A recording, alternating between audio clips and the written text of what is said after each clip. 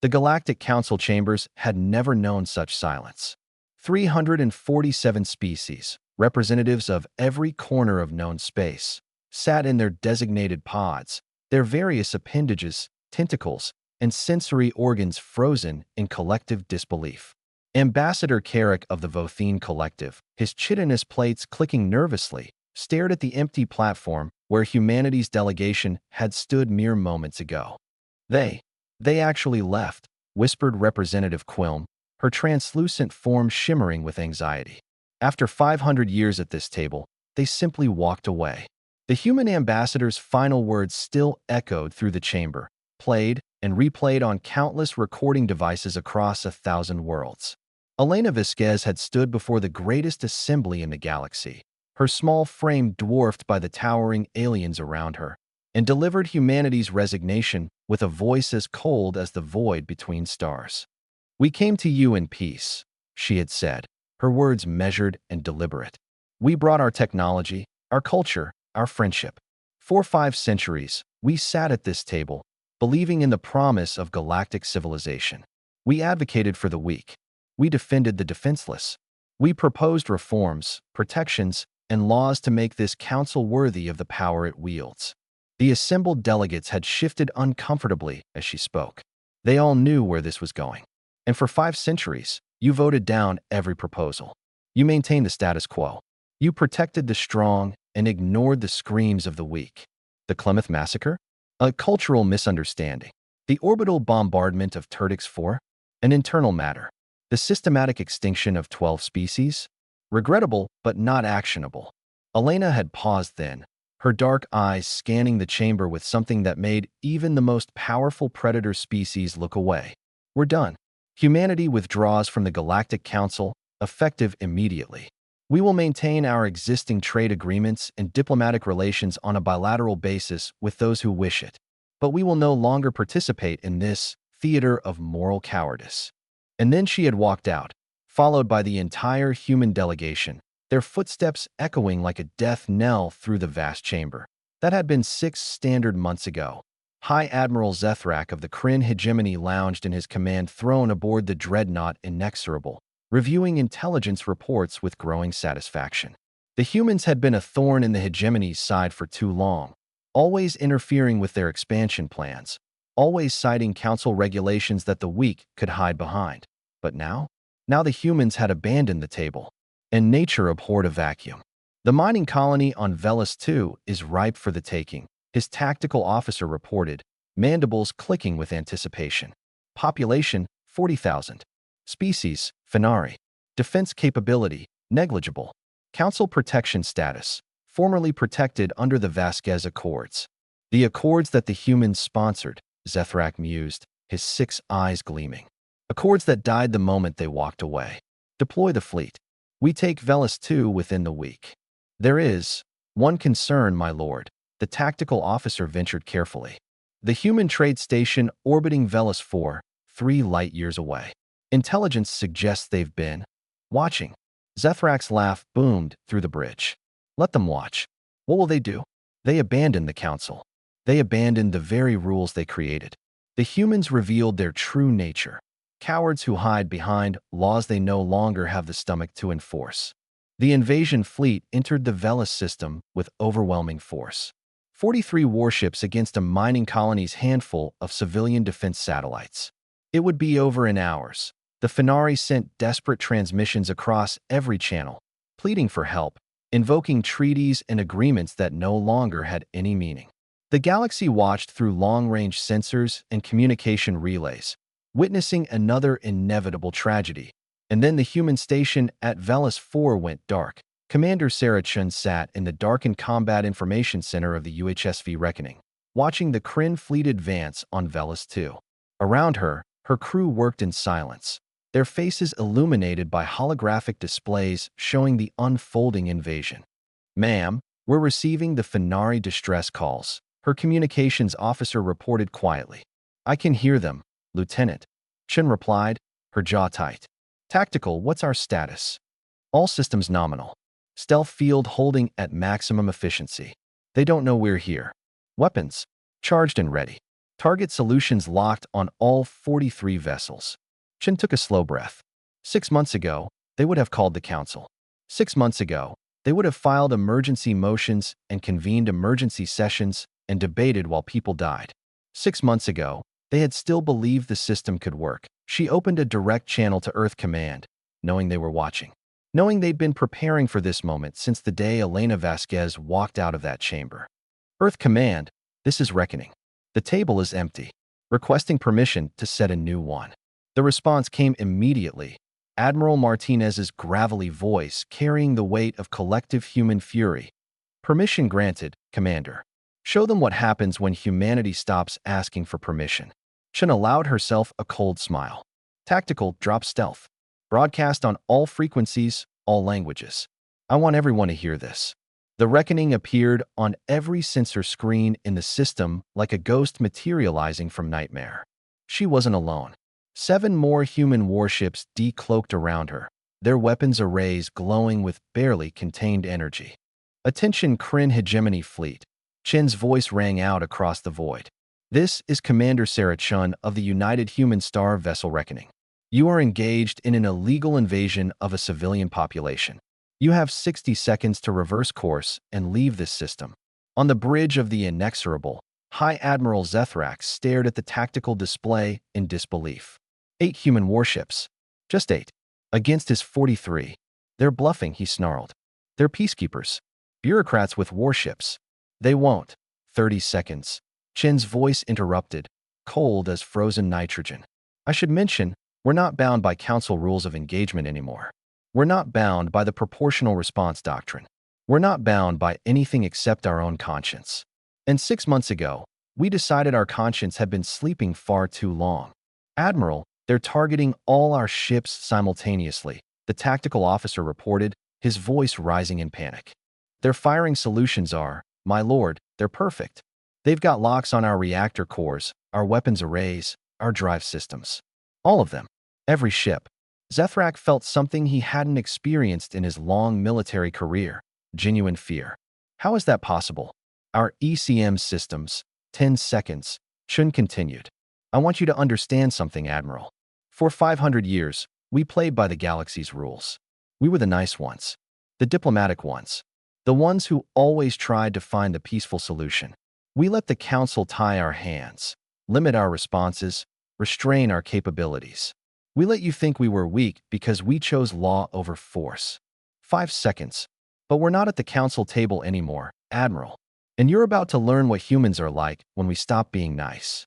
The inexorable lurched as her helmsman threw the ship into emergency reverse thrust without waiting for orders.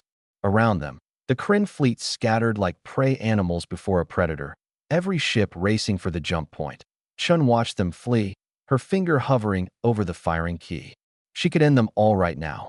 43 warships, gone in a flash of directed energy and kinetic fury, but that wasn't the point. Let them go, she ordered softly. Let them run home and tell everyone what they saw. Let them spread the word. Ma'am, her tactical officer questioned. We're not trying to win one battle, Lieutenant. We're rewriting the rules for every battle that comes after. Today, the galaxy learns that there's something worse than human diplomacy. What's that, ma'am?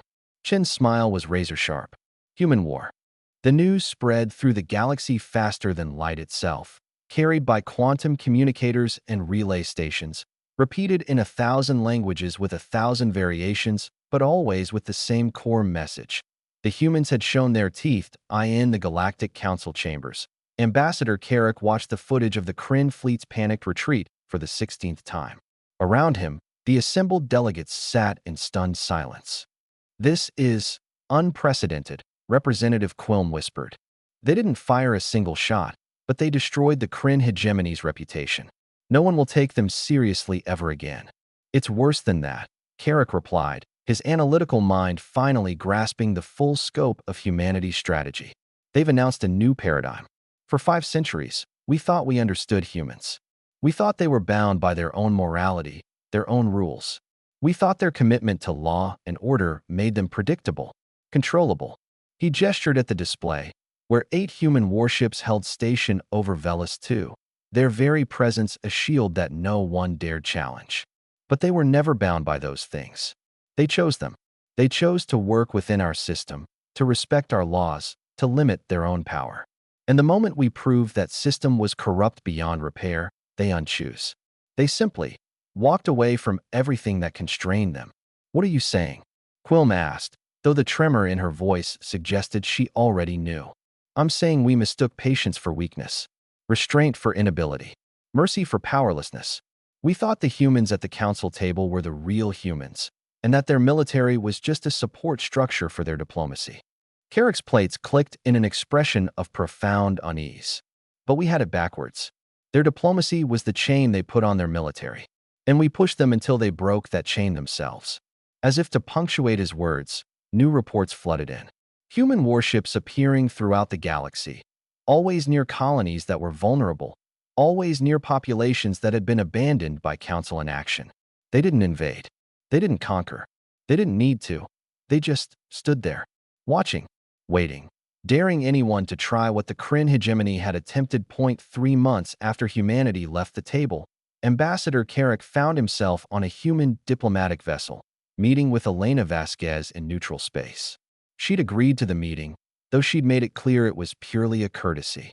You want us to come back, Elena said without preamble, pouring herself a cup of coffee, a human beverage that had become perversely popular across the galaxy since their departure. The Council is in chaos. 36 species are negotiating separate peace treaties with us. 5 major powers have announced military spending increases. The whole system you built is collapsing. Yes, Carrick admitted. And perhaps it should. Perhaps we deserve the chaos. But Ambassador, Elena, what you're doing now, this aggressive posture, this isn't you. This isn't humanity. Elena's laugh was bitter. Isn't it? You know what's funny, Carrick? For 500 years, we told ourselves the same thing. We said, we're better than this. We're evolved. We don't need to be the galaxy's police force. We don't need to impose our will through force. And you know what? We were lying to ourselves. She leaned forward, her eyes intense. We're not aggressive now because we changed. We're aggressive now because we stopped pretending. Every human alive knows what we are. We're the descendants of apex predators who conquered an entire planet and then reached for the stars because one world wasn't enough. We're the species that survived ice ages, plagues, world wars, and nuclear weapons.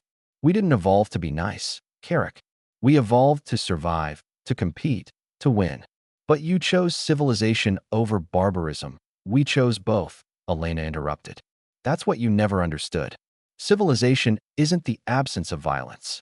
It's violence organized and directed by law. For 5 centuries, we accepted the galaxy's law as our constraint. But that required the galaxy's law to mean something, to stand for something, to protect the innocent and punish the guilty. She stood, walking to the viewport that showed the stars beyond. You know what happened to every species in human history that mistook our civilization for weakness? They learned the same lesson the Kryn are learning now. That when humans stop trying to be civilized, when we remember what we actually are underneath all the diplomacy and culture and art, we're terrifying. So what now? Carrick asked quietly. You'll enforce peace at gunpoint? You'll become the very thing you argued against, the strong imposing their will on the weak. Maybe, Elena conceded. Or maybe we'll create something new. A system where the threat of human intervention keeps the predators at bay. Where species can develop without fear of extinction. Where the weak have powerful protectors who actually show up when they're needed. That's tyranny. No, Ambassador. Tyranny is when the strong prey on the weak and the galaxy's institutions do nothing. What we're offering is something different. Something that doesn't have a name yet because it's never existed before. She turned to face him. Call it whatever you want. But know this, we're not coming back to the table. Not the way it was. If the galaxy wants humanity's protection, they'll have to accept humanity's terms. And those terms are. Elena's smile was cold and final. Ask the Kryn. They're learning them now. 1 year after humanity left the table, the galaxy had fundamentally changed. The Galactic Council still existed, but its power had been reduced to symbolic gestures and economic coordination. Real power, military power, protective power, now lay with the Human Defense Concordat, an alliance of over 200 species who had accepted humanity's offer of protection in exchange for following human-enforced rules. The rules were simple. Don't invade. Don't genocide. Don't enslave. Defend the defenseless. Protect the weak. Break them. And the humans came. And they didn't come to talk. High Admiral Zethrak, stripped of his rank and command, watched from a prison transport as human warships patrolled the borders of what had once been Kryn space. The hegemony had collapsed, not from conquest, but from economic isolation and military irrelevance. They had become a cautionary tale, a lesson in what happened when you mistook human restraint for human weakness. In the council chambers, now mostly empty, Ambassador Carrick sometimes stood alone and thought about the day humanity walked away. He wondered if they'd been right to do so. If the system he defended had been worth defending, the galaxy was safer now. That was undeniable. Invasions had dropped by 80%. Genocides had stopped entirely. The weak slept easier knowing that somewhere, humans were watching, their warships ready to materialize from the void at the first sign of aggression. But it had come at a cost. The galaxy had exchanged one form of order for another. They'd traded the slow injustice of bureaucracy for the swift judgment of human military force, and Carrick couldn't decide if that was evolution or devolution, progress or regression. He only knew that the humans had been right about one thing. When they left the table, everything had changed. The old rules were gone. The old protections were worthless. The old assumptions about humanity had proven to be dangerously, catastrophically wrong. The galaxy had thought it knew what humans were. Peaceful, civilized, constrained by their own morality. But humanity had never been any of those things by nature. They'd been those things by choice. And when the galaxy proved unworthy of that choice, when the institutions they'd invested in proved corrupt and useless, humans had simply made a different choice.